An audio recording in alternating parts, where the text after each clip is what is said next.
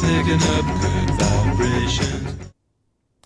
Let's now see how to move from the cosine representation, where we have a sum of cosines that have given phases, to the complex exponential representation.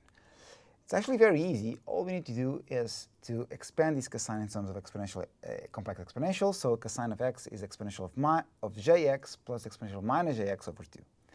So that's exactly what I'm going to do here. I'm going to write those cosines in terms of complex exponentials.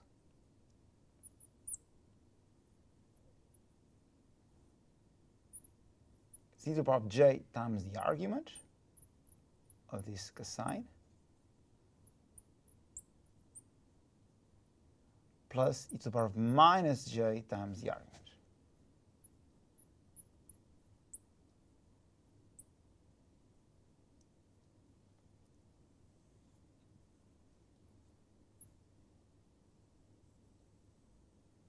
Now, I have here exponential of the sum. I know that exponential of a plus b is exponential of a times exponential of b. So I'm just going to use that here. I'm going to group a little bit better the terms. So I'm going to get summation from k equals 1 till n of dk over 2 exponential of j phi k times exponential of j 2 pi over capital T kt plus dk over 2 exponential of minus j phi k times exponential of minus j 2 pi over capital T k times t. Now I'm going to call this here ak, and this here I'm going to call a minus k.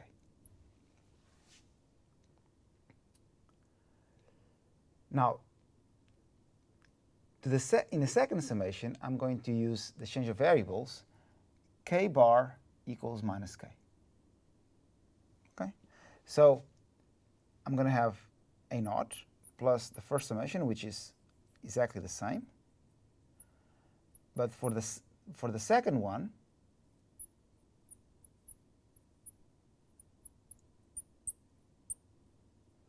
I'm going to change the variable, so I'm going to add, instead of k equals 1 until capital N, which is infinity, I'm going to add from minus capital N, minus infinity, until minus 1.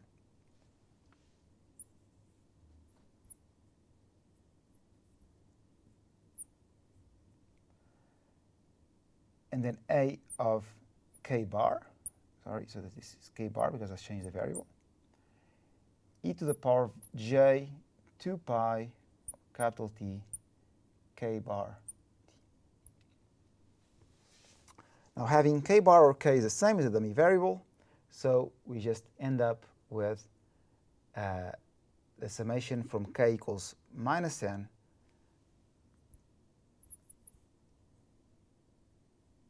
until n of ak e to the power of j 2 pi or capital T k t. Because from minus capital N until minus 1, this accounts for this summation. When k equals 0, we get this term, because we get a0 exponential of 0, which is 1. And for positive k, we get this term over here. Remember, I did this for an approximation with capital N, but capital N can also be infinity, and this will all follow. Now,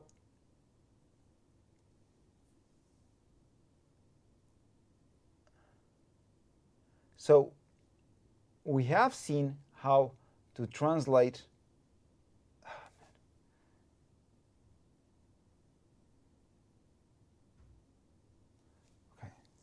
So now we can complete our table by saying that to go from the cosine representation to the complex exponential representation, we need to compute ak when k is positive by dk over 2 exponential j phi k, and ak when k is negative is equal to dk over 2 exponential of minus j phi k.